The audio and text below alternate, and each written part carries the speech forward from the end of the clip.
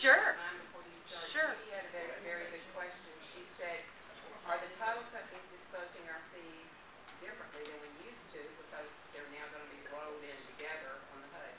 No, we're actually even giving them to the lender, still split out. The seller pays this, the buyer pays this, and we let the lender, when they give us instructions, lump it together the way they want it. Because keep in mind, the bottom line is still the same.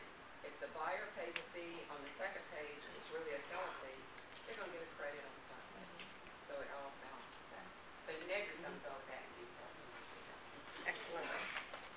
There's a lot of information. I'm going to go real quickly through the PowerPoint because a lot of it Jeff has covered perfectly.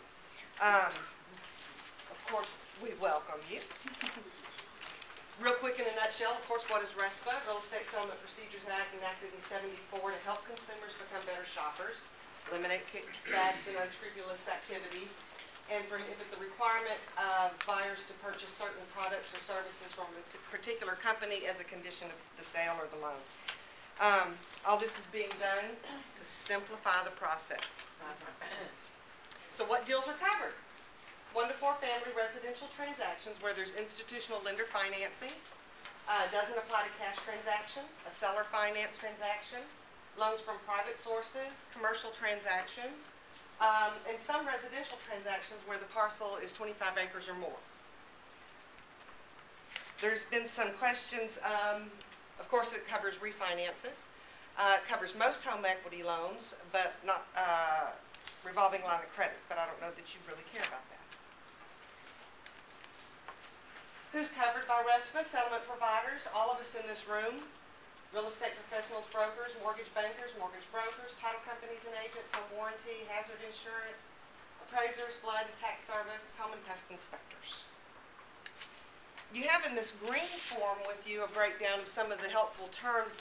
Put this together because a lot of the terminology that's being used with the new RESPA reform on the new GFE, the standardized form, as well as the 2010 HUD, uses some new terminology. Taken directly from HUD's website. The loan originator, they define as the lender or the mortgage broker. There's roll-up lines on the 2010 HUD.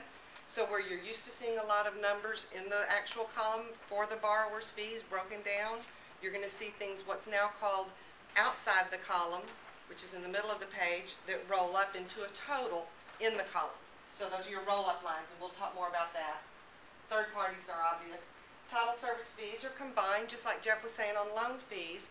Title services are lumped now into one fee from HUD's perspective for what to quote to a borrower. However, in Texas, we're required under the guidelines of the Texas Department of Insurance to show and disclose on the settlement statement where all the money goes. So instead of just Stewart saying, okay, we've got this $2,500 as the fee to cover everything we're doing, we still have to break down of that. This is going for messenger service, this is purchasing a tax certificate, this is recording legal documents with the courthouse, etc. So you'll see a lot of information broken down outside the column with the total tax service fee as a roll-up.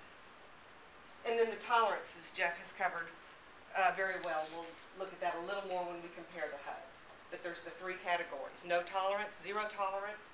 There's the 10% area where fees can increase in aggregate by up to 10%. And then the no-cap areas.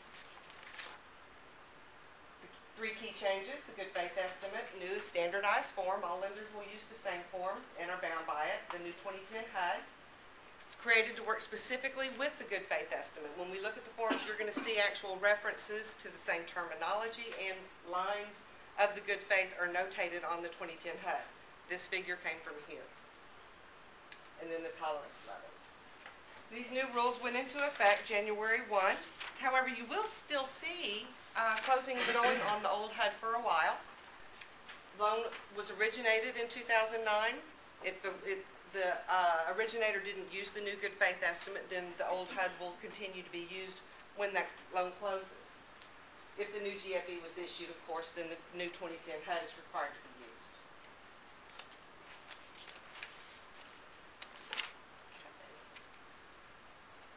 We've hit the good faith thoroughly.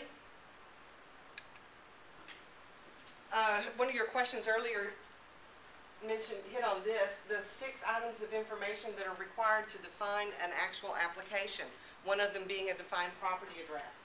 So once the originator is in receipt of these 6 key pieces, the borrower's name, social security number, borrower's income, property addresses, estimated property value, and desired loan amount, at that point, it's sufficient to qualify as an application and the 3 days for the good faith estimate. So Yes. the estimated property value is the sales price, which may not happen because the appraiser may not make it. Is that why it says that? Well, I'm not sure I follow. The estimate would be, yes, the contract sales price. That's the sales price, but they're calling it estimated because it's not real until the appraiser. Well, I would for refinance too. The same rules apply for refinance, so maybe. Right, so there'd be the estimated value. Okay. Yeah. It doesn't appraise, and that change circumstance. Yeah, if it doesn't appraise, then that would be something. That's going to be another change circumstance that we'll talk about, right, that starts over everything.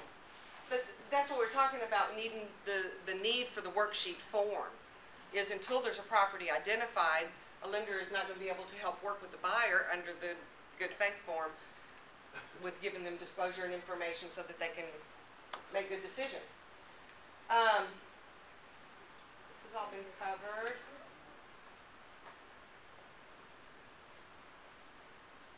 To encourage the borrower to shop and compare fees.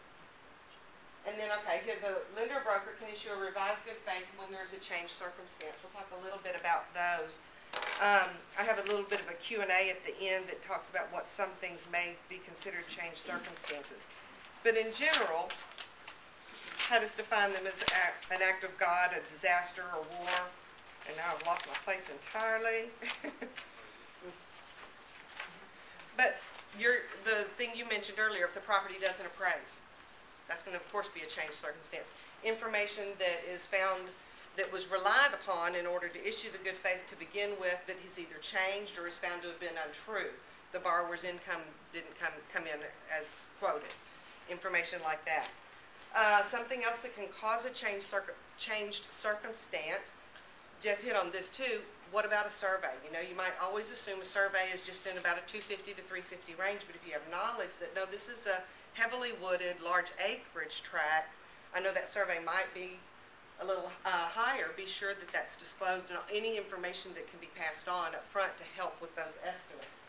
Because if a new survey does come in and it's new information, this was not known, this was a 7-acre residential lot on the water that required extra work, then new disclosure would have to transpire.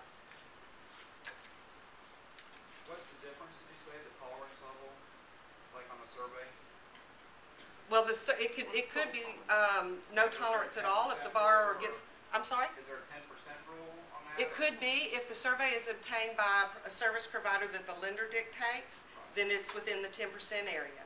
If the survey is provided by a surveyor of the borrower's choosing, then there is no cap. Because I'm getting a lot of elevation certificates at the end, and I wonder if that could throw it off. It could.